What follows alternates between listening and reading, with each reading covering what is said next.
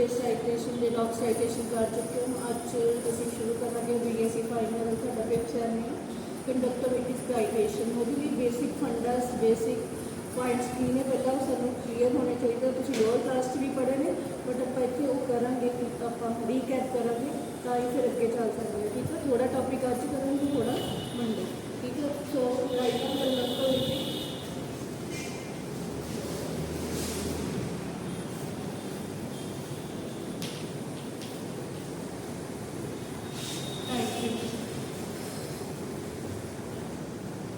करन तो पहला सानू पता होना चाहिए Ohm's law. Ohm's law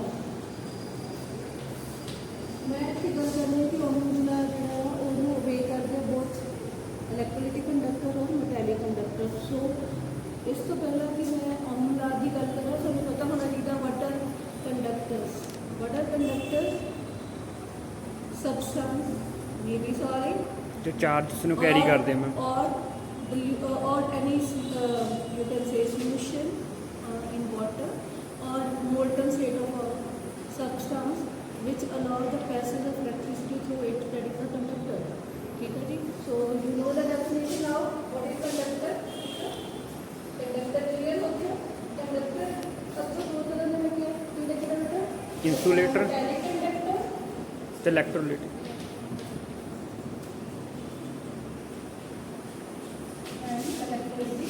conductors।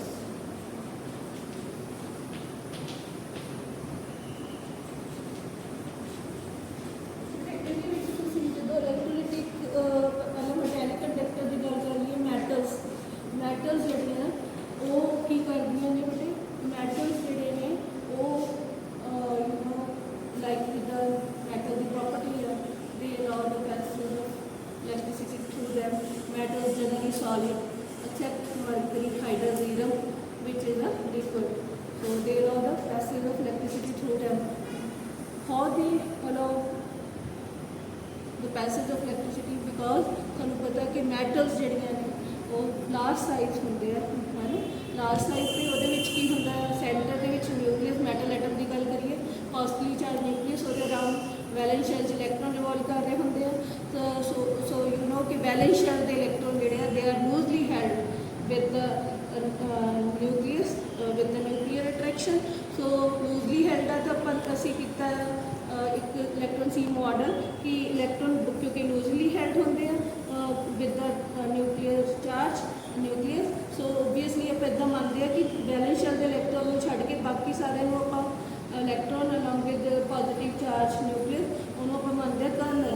सो वो इलेक्ट्रॉन जोड़ा है ना वैलेंस शैल का इलेक्ट्रॉन वो एको टाइम है ना बहुत सारे कर्नल्स नाल की होंदा है बेटे वो साइमल्टेनियसली अट्रैक्ट होया होंदा है क्योंकि उत्थे न्यूक्लियस का पार्ट होंदा तो उन्हां नाल अट्रैक्ट होया होंदा ते लूजली हेल्ड होंदे मैटैलिक बॉन्ड वीक होंदा है। सो जो इलैक्ट्रिक करंट पास होंदा तो जिहड़ा अट्रैक्शन आ वो की हो जाती बेटे जिहड़ी nuclear attraction with the valence electron वो लूज हो जाती है ब्रेक हो जाती है इलैक्ट्रॉन अलग हो जाते हैं। तो ऑपोजिट डायरैक्शन जो इलैक्ट्रिक करंट पास करते हैं तो ऑपोजिट डायरैक्शन में मूव करना शुरू कर देंगे। That flow that direction movement of electron that is constitute current that is electric current clear है। सो ये आएगा मैटेलिक कंडक्टर जनरली सॉलिड होंगे। मैटल्स जनरली थोड़ा पता सिल्वर गोल्ड कॉपर अब कहने अजकल मौसम जोड़ा मौसम जोड़ा है रेनी है ना तो वो कहने कि जो स्विच ऑन करना या ऑफ करना बड़े ध्यान गिले हथ नहीं होने चाहिए क्योंकि साड़ी पूरी बॉडी के इलैक्ट्रोलाइट्स ने और जो करंट साढ़े चला जाता है तो सूँ करंट लगता है उन्होंने बचने लिए फिर आप लकड़ यूज़ करते हैं इंसुलेटर। तो that is one of the way कि एक एग्जाम्पल वो मैटेलिक कंडक्टर नहीं है वो इलैक्ट्रोलाइटिक कंडक्टर है। तो इतने तुम पता है गोल्ड सिल्वर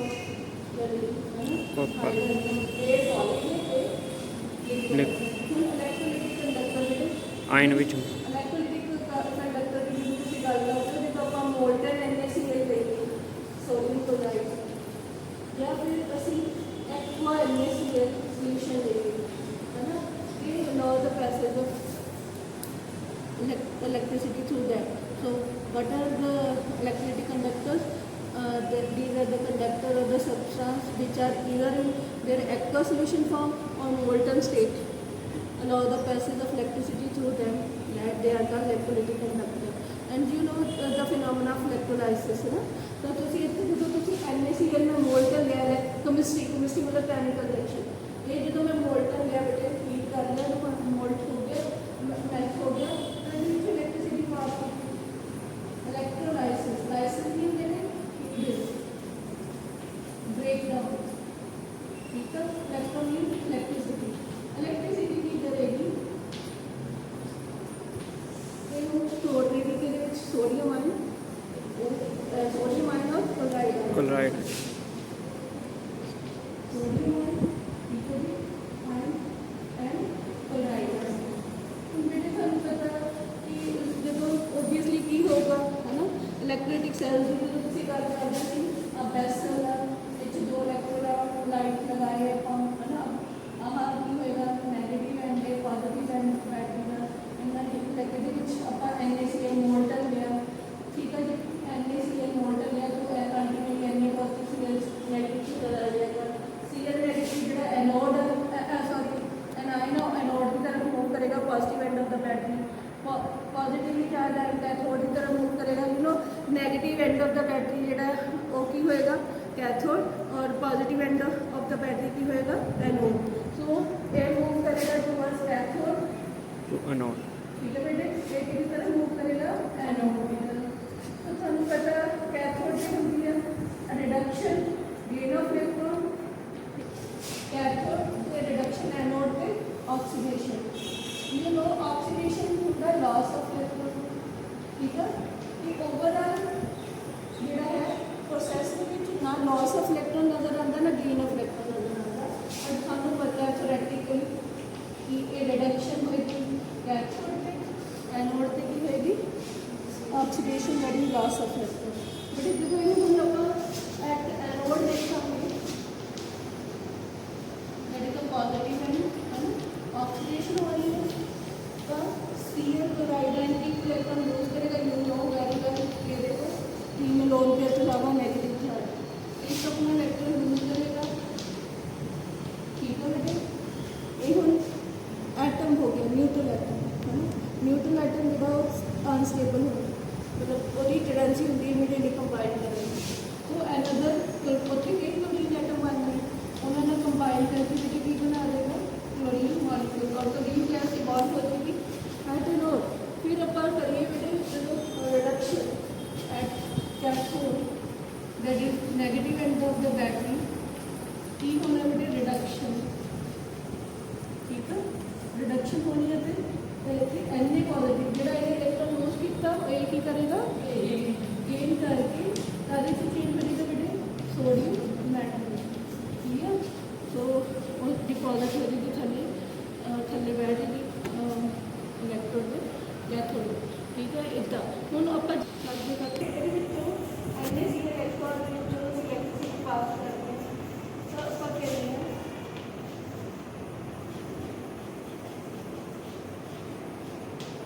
हम साढ़े को बनेगा कि पहला सानू पता होना चाहिए NaCl इलेक्ट्रॉन जो लिया तो वो वाटर पानी च घोलिया, पानी भी थोड़ा जहा बिकी डिसोसीएट कर देता है.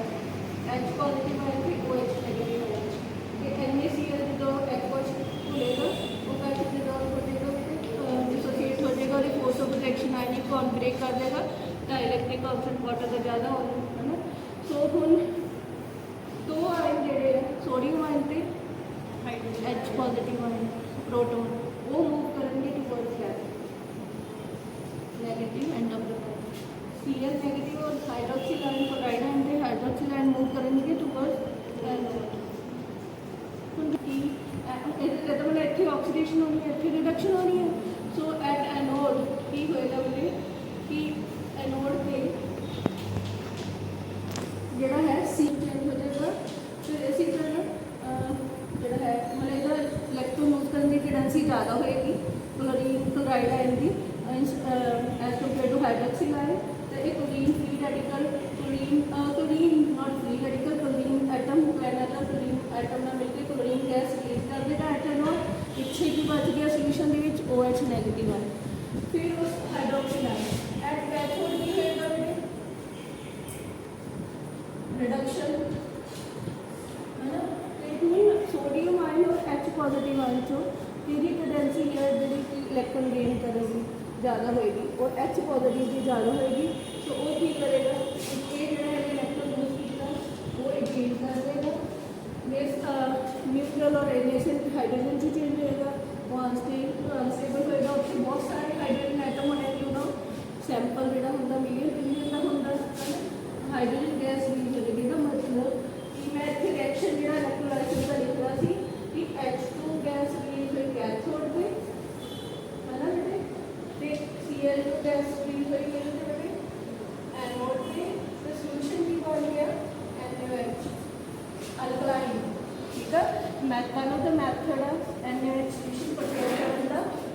और मेरे को पीछे की बच गया बेटे सॉल्यूशन से सोडियम आयन इतने की वजह से हाइड्रोक्सिल आयन जो मिलके की बनाओगे सोडियम हाइड्रोक्साइड। तो in this way you will see कि है ना ये इलेक्ट्रोलाइसिस फिनोमेना होता है ब्रेकडाउन होती है मतलब कि इलेक्ट्रिकल एनर्जी कन्वर्ट हो जाती है कैमिकल एनर्जी इलेक्ट्रोलाइसिस के विच। क्लीयर है नाउ। हुण आपां बेटे मैं कह रही हूँ कि बोथ ये जिहड़ी है electrolytic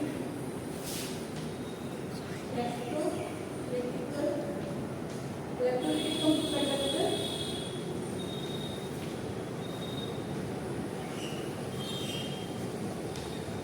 and mechanical conductor। Okay ohm law एक नंबर चार जाता ओके ओहम ला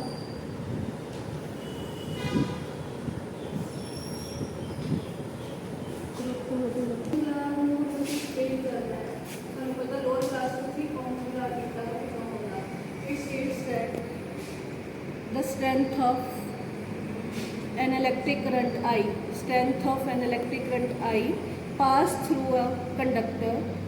ਜਦੋਂ ਇੱਕ ਕੰਡਕਟਰ ਦੇ ਵਿੱਚੋਂ ਇੱਕ ਕਰੰਟ ਜਿਹੜਾ strength I ਪਾਸ ਕਰਦੇ ਆ that is directly proportional to the two ends of the conductor that is directly proportional to the potential difference between the two ends of the conductor and inversely proportional to the resistance of the conductor। मैं की क्या mathematically मैं कहूँ कि क्या inverse क्या कि it states that the strength of electric current passed through a conductor is directly proportional to the potential difference between the two ends of a conductor and inversely proportional to the resistance offered by that conductor। So ਆਪਾਂ ਜਿਵੇਂ ਕਹਾਂ ਕਿ I is the strength of the mathematically ਆਪਾਂ define करना होए V directly proportional आई ਜਿਹੜਾ ਹੈ you can say ਜਿਹੜਾ करंट है वो डायरेक्टली प्रोपोर्शनल सी V पोटेंशियल डिफरेंस E और इनवर्सली प्रोपोर्शनल R रेजिस्टेंस। ਜਿਹੜਾ है that states that the strength of electric current passed through a conductor that is I ਜਿਹੜਾ electric current है that is directly proportional to the potential difference that is E of the two end of the conductor और directly proportional है and inversely proportional to the resistance R offered by the conductor। So mathematically you will see कि I is equal to E over R। ठीक है जी बेटे E ਜਿਹੜਾ ਉਹ major ਆਪਾਂ ਕਰਦੇ ਵੋਲਟ ਵਿੱਚ ਹੈ ਨਾ ਇਹਦੇ ਯੂਨਿਟ ਲਿਖਨੇ ਆ ਠੀਕ ਹੈ ਤੇ I ਮੇਜਰ ਕਰਦੇ ਐਂਪੀਅਰ ਚ ਤੇ ਜਿਹੜਾ ਹੈ ਰੈਜ਼ਿਸਟੈਂਸ ਦਾ ਯੂਨਿਟ ਕੀ ਹੋਏਗਾ ਬੇਟੇ ਓਮ। ਸੋ I ਜਿਹੜੀ ਆਪਾਂ ਵੋਲਟ ਚ ਮੇਜਰ ਕਰਦੇ ਆ ਯੂਨਿਟ ਲੈਣੇ ਆਪਾਂ ਯੂਨਿਟ ਆਫ I करंट का की है वोल्ट है ना तो पोटेंशियल डिफरेंस का मैं की किया बेटे पोटेंशियल डिफरेंस जो है वो यूनिट है वोल्ट।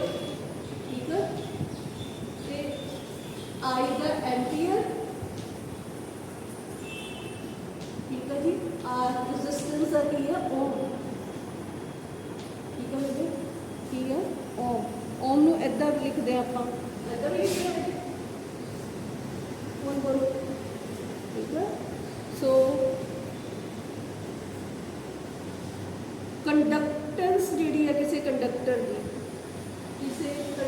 की कंडक्टेंस जी है C conductance of a conductor that is denoted by capital C। ठीक है that is equal to that is the reciprocal of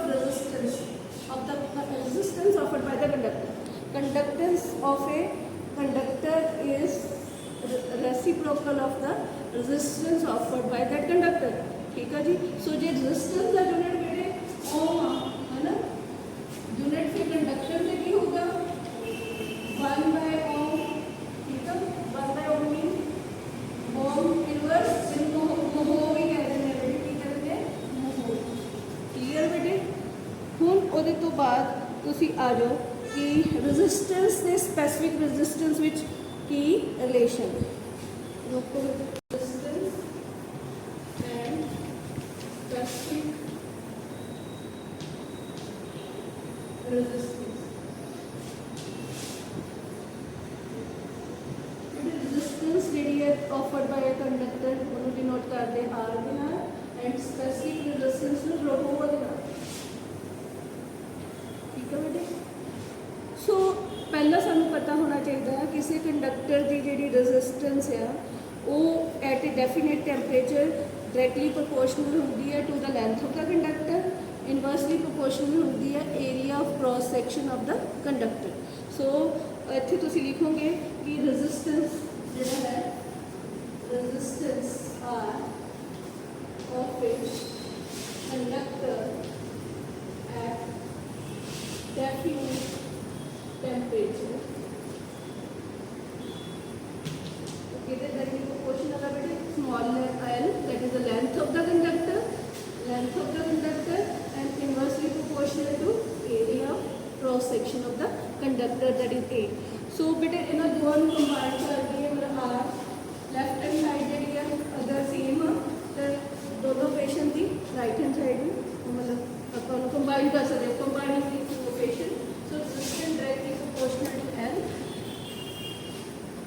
over A। तो बेटे ਆਪਾਂ ਹੁਣ ਗੱਲ ਕਰੀਏ कि ਇਹਦਾ proportionality sign अगर लगा लिया proportionality constant यूज करेंगे तो मेरे को आ जाएगा R is equal to rho ਜਿਹਨੂੰ ਕਹਿੰਦੇ specific resistance ਜਾਂ specific resistivity into L over A where rho is the specific resistance। ਹੁਣ ਅਸੀਂ specific resistance ਮੈਨੂੰ ਪਤਾ ਹੈ कि ਜਦੋਂ ਤੁਸੀਂ ਇਕੱਲਾ ਆ ਜਾਵੇ ਕਿ specific resistance ਦੇ ਯੂਨਿਟ ਦੱਸੋ ਹੈ ਨਾ, rho ਦੇ ਯੂਨਿਟ ਦੱਸੋ ਤਾਂ ਤੁਹਾਨੂੰ ਪਤਾ ਹੋਣਾ ਚਾਹੀਦਾ you will write we know that resistance किहदे बराबर है बेटे rho into L over A। ठीक है, फिर ਤੁਸੀਂ ਇਹ ਕਹਿ ਕੇ if R is the resistance, R is the resistance offered by the conductor under consideration, L is the length of the conductor, A is the area of cross section of the conductor, then if we put L is equal to value 1 centimeter मान लो है ना, तो A area of cross section 1 square centimeter, मैं जो इस equation से put करूँगी मेरे को R is equal to rho आ जाएगा है ना बेटे, R comes equal to rho या rho is comes to be R। so मैं हम डिफाइन कर सकती स्पेसिफिक रेजिस्टेंस नो। स्पेसिफिक रेजिस्टेंस की है is defined as the resistance offered by a conductor of length 1 centimeter or 1 unit length and area of cross section 1 unit, or you can say in other words कि specific resistance is defined as resistance offered by a conductor of 1 cubic centimeter। ठीक है जी, to the electric current. Clear बेटे।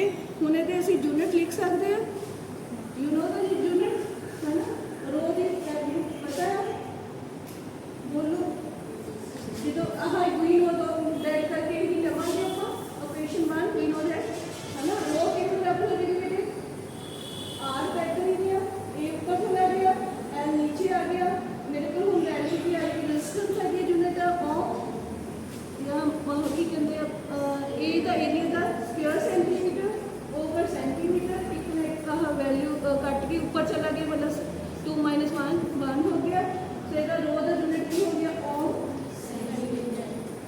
सो this is the unit of specific resistance बेटे। तो you know कि ਜਿਹੜਾ है मोहो ਜਿਹੜਾ है ना, जो मैं गल की थी पर ओम है ना, पर ओम की सी तो वो सीमेन के बराबर भी होंगे, यूनिट की होंगे सीमेन SIEMEN सीमेन। ठीक है, ਉਹਦਾ ਕੈਪੀਟਲ ਐਸ ਪਾਉਣਾ 1 ਸੀਮਨ ਇਜ਼ ਇਕੁਅਲ ਟੂ ਪਰ ਓਮ ਜਾਂ ਮਹੋ ਦੇ ਬਰਾਬਰ ਵੀ ਹੁੰਦਾ ਹੈ। ਸੋ ਇੱਥੋਂ ਤੁਹਾਨੂੰ ਕਲੀਅਰ ਹੋ ਗਿਆ। ਹੁਣ ਬੇਟੇ ਜਦੋਂ ਆਪਾਂ ਸਪੈਸੀਫਿਕ ਰੈਜ਼ਿਸਟੈਂਸ ਔਰ ਰੈਸੀਪ੍ਰੋਕਲ ਲੈ ਲੈਂਦੇ ਤਾਂ ਸਾਡੇ ਕੋਲ ਸਪੈਸੀਫਿਕ ਕੰਡਕਟੈਂਸ ਆ ਜਾਂਦੀ ਹੈ, ਸਪੈਸੀਫਿਕ ਕੰਡਕਟਿਵਿਟੀ, ਜਿਹੜੀ ਕਿ ਅਸੀਂ ਯੂਜ਼ ਕਰਨੀ ਹੈ ਕੰਡਕਟਿਵਿਟੀ ਟਾਈਟ੍ਰੇਸ਼ਨ ਟਰਮ, ਉਹਨੂੰ ਆਪਾਂ ਡਿਨੋਟ ਕਰਦੇ ਹਾਂ ਕਾਪਾ ਨਾਲ, ਕੀ ਨਹੀਂ ਕਹਿੰਦੇ ਕਾਪਾ ਕਹਿੰਦੇ, ਠੀਕ ਹੈ ਜੀ। ਸੋ ਰੈਸੀਪ੍ਰੋਕਲ ਆਫ ਸਪੈਸੀਫਿਕ ਰੈਜ਼ਿਸਟੈਂਸ ਰੋ ਦਾ ਜਿਹੜਾ ਹੈ ਰੈਸੀਪ੍ਰੋਕਲ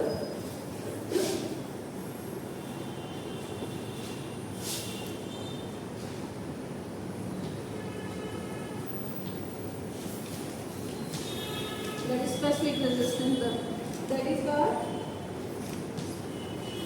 specific conductance.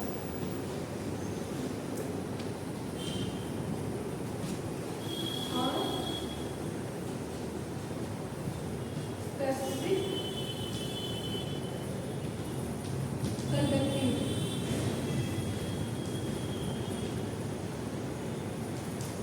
मेरे नोट कितना कर दिया देखो कापा कापा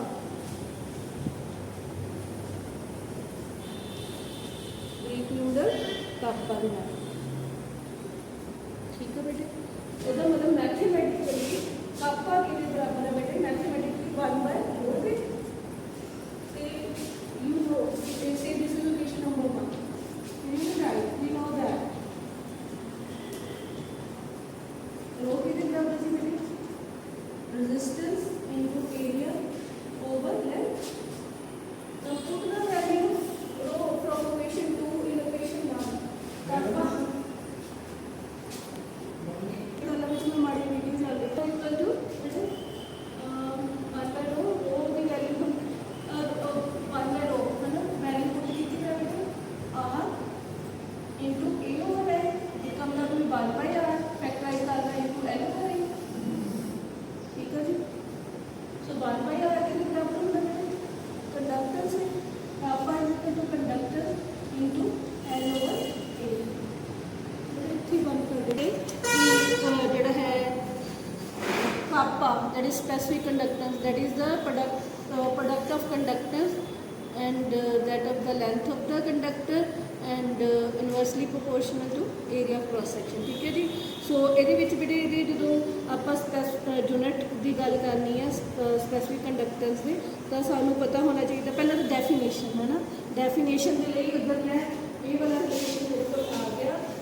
ਔਰ ਇਹਦੇ ਵਿੱਚ मैं गल करा लेंथ ऑफ द कंडक्टर अगर 1 यूनिट है ना, एरिया ऑफ क्रॉस सेक्शन भी 1 यूनिट है, मतलब जो मैं यूनिट लवा मतलब CGS सिस्टम लवा तो मैं कहूँगी 1 सेंटीमीटर है, और area of cross section 1 square centimetre है। जो मैं SI यूनिट लाऊंगी तो वो मैं कहूँगी 1 मीटर है। Length of the conductor area of cross section of the conductor की है 1 स्क्वायर मीटर, ठीक है जी। और वो जो मैं ये वैल्यूज जी इस इक्वेशन की पुट करूँगी, मेरे को kappa is equal to C into 1 over 1, that is kappa is equal to C आ गया बेटे, है ना। दैट इज स्पेसिफिक कंडक्टेंस के नो आप डिफाइन कर सकते हो। Specific conductance is defined as the conductance of a conductor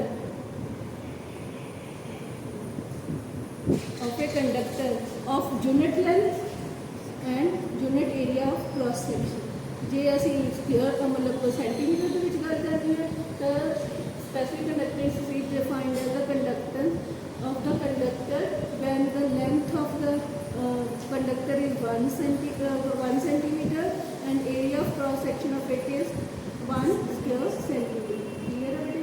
या it is defined as conductance of 1 cubic centimetre of the conductor, ठीक है, कंडक्टिंग सोल्यूशन, ठीक है जी। So this is the way. और ये यूनिट जो बेटे दसने हैं यूनिट CGS सिस्टम के जो गल करिए सानू पता है बेटे ਇਹਦਾ कापा का फार्मूला पता है, kappa is equal to C into L over A। C की कंडक्टेंस का यूनिट की सीगा 1/ओम मतलब पर ओम मतलब महो है ना।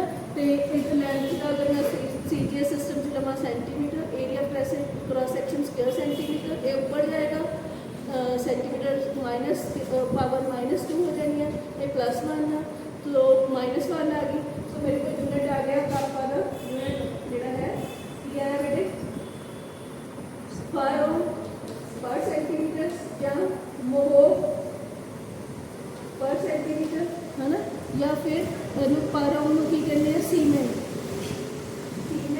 पर सेंटीमीटर। क्लियर है बेटा। ਹੁਣ ਬੇਟੇ ਆਪਾਂ ਅੱਗੇ ਗੱਲ ਕਰਨੀ ਆ ਇਕੁਇਲੈਂਟ ਕੰਡਕਟਰਸ ਦੀ। ਫਿਰ ਇਕੁਇਲੈਂਟ ਕੰਡਕਟਰਸ ਨੂੰ ਆਪਾਂ ਡਿਨੋਟ ਕਰਦੇ ਹਾਂ ਲੈਮਡਾ ਦੇ ਨਾਲ, ਲੋਅਰ ਕਲਾਸ 'ਚ ਵੀ ਕੀਤਾ ਹੈ।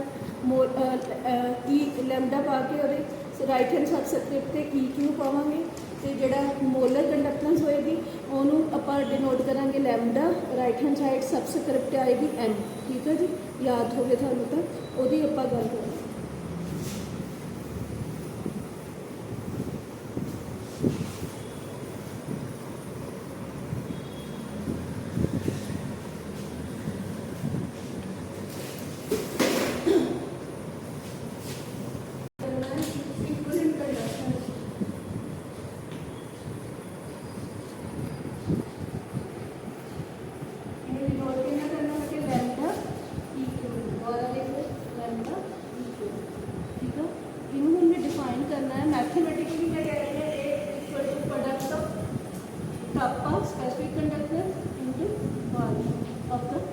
Conducting solution. सो बेटे पहला आप इक्विवेलेंट कंडक्टर्स को देख लीए। ये की होएगी कि आप जो कंडक्टेंस किसी भी सोल्यूशन की देखनी है और वो कंडक्टेंस जिस सोल्यूशन की देखनी है उन्होंने आप प्लेस करते हैं 2 इलैक्ट्रोड विच आर 1 सेंटीमीटर अपार्ट या 1 मीटर अपार्ट, और उन्होंने एरिया ऑफ क्रॉस सैक्शन जोड़ा इन्ना कुछ लार्ज एनफ आ कि वो सारा का सारा वो वॉल्यूम वो कंडक्टिंग सोल्यूशन का अपने अकोमोडेट करता है। ठीक है जी। And that solution contain 1 gram equivalent of the electrolyte, मतलब सानू स्ट्रेंथ पता इलेक्ट्रोलाइट है ना कितनी है 1 gram equivalent of the electrolyte. तो वो इलेक्ट्रोलाइटिक सोल्यूशन जोड़ा है मतलब कंडक्टेंस की देख रहे हैं इलेक्ट्रोलाइट की। So what is equivalent conductance? It is defined as conductance of a solution placed between the 2 electrodes which are 1 centimeter apart or 1 unit length apart and having area of cross section large enough to accommodate sufficient volume of the solution that contain 1 gram equivalent of the electrolyte, मतलब solute है ना। So mathematically lambda EQ is equal to kappa into V। हुन बेटे kappa की है specific conductance, V is the volume of the solution। ठीक है जी। So जेड़ा की कंटेन करता है 1 ग्राम, वो सोल्यूशन वॉल्यूम की कंटेन करता है 1 gram equivalent of the electrolyte. So बेटे अब अगर मैं मानना कि if C capital C gram equivalent of the electrolyte are dissolve per litre of the solution, if C gram equivalent of the electrolyte are dissolve per litre of the solution 1 litre च dissolve किया, तो बेटे तुसी कहोगे कि volume जिहड़ा है volume of that electrolytic solution conducting solution containing 1 gram equivalent of the electrolyte वो किहदे बराबर हो जाएगा 1000 ओवर C दे। मैं दोबारा बोलने लगी हूँ कि वॉल्यूम जिहड़ा है दोबारा कि अगर साडे को C ग्राम इक्विवेलेंट इलेक्ट्रोलाइट को डिजॉल्व किया 1 लीटर सोल्यूशन 1 लीटर सोल्यूशन दे विच या सोल्यूशन ना कह के तुसी कह सकते हैं सॉल्वेंट विच ताकि सोल्यूशन बन जाए। ठीक है। वो जे वो C ग्राम इक्विवेलेंट सी तो 1 ग्राम इक्विवेलेंट के बराबर हो जाएगा। आने तुसी C ग्राम इक्विवेलेंट जिहड़ा है इलेक्ट्रोलाइट वो कितने च डिजॉल्व हो गए 1 लीटर मतलब 1000 ml of water of solvent. ठीक है। फिर 1 ग्राम इक्विवेलेंट के बराबर होएगा बेटे इलेक्ट्रोलाइट डिजॉल्व 1000 ओवर C वो कितने बराबर हो जाएगा वॉल्यूम की। फिर सानू पता है इक्वेशन मैथमेटिकली लैम्डा EQ के बराबर हो जाए कापा वॉल्यूम की मैं वैल्यू पुट करना 100/1000/C। So this is the theory कि ml छालूगा फिर। ठीक है। हुण बेटे यूनिट इक्विवेलेंट कंडक्टेंस के की हो गए कापा के यूनिट पता है किन्ने बेटा कापा का यूनिट की है पर सेंटीमीटर है ना। 1000 मतलब वॉल्यूम 1000 है ना, मतलब की हो गया सी क्यूब जिस सी एम क्यूब जो आप लीए है ना into C M cube over C is the concentration of the electrolyte dissolve per litre of the solution और कितनी है ग्राम इक्विवेलेंट है ना, उन्होंने अपन लिखा ग्राम इक्विवेलेंट। तो बेटे एक क्यूब बेस सेम है सेंटीमीटर सेंटीमीटर यदि पावर कितनी है यदि पावर -1 है 3 - 9 कम डाउन की 2 तो यूनिट की हो गया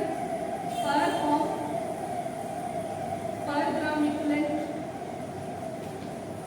सेंटीमीटर क्यूब। ठीक है जी, बोलो हम आ जाइए अगली डेफिनेशन भी, that is the molar conductor. कहते क्या है that is denoted by lambda M. ये किहदा प्रोडक्ट है कापा इनटू वॉल्यूम। सो हम इत्थे सिर्फ की फर्क होना ग्राम इक्विवेलेंट की बजाय मोलैरिटी ऑफ द सोल्यूशन की गल करनी है, आपां मोल की गल करनी है। ठीक है जी, सो आपां कहांगे 1 मोल इलैक्ट्रोलाइट का कंटेन कर रहे हैं सोल्यूशन। ठीक है electrolyte. So what is molar conductance? That is defined as conductance of a solution placed between the two electrodes 1 centimeter apart and having area of cross section large enough to accommodate sufficient volume of the solution which contain 1 mole of the electrolyte. So lambda m के बराबर हो गया बेटे कि kappa into T. कापा की value फिर अभी अपन हम दस देंगे कि मोलैरिटी की सी वट इज द मतलब स्ट्रेंथ ਨੂੰ ਆਪਾਂ ਐਕਸਪ੍ਰੈਸ ਕਰਦੇ मोलैरिटी च भी है ना। मोलैरिटी की होंगी है ना number of moles of the solute dissolve per litre of the solution है ना। तो जे आप मैं कਹਾਂ कि सी मोल ਜਿਹੜੇ इलैक्ट्रोलाइट ਦੇ dissolve in 1000 ml of the solution तो 1 मोल के बराबर होएगा 1 mole of the electrolyte dissolve 1000 over C ml दे। सो वॉल्यूम की वैल्यू फिर लैम्डा एम के बराबर हो जाएगा बेटे कापा वॉल्यूम जो के बराबर हो जाएगा 1000 ओवर सी का लैम्डा एम के बराबर हो जाएगा कापा इंटू 1000 ओवर सी।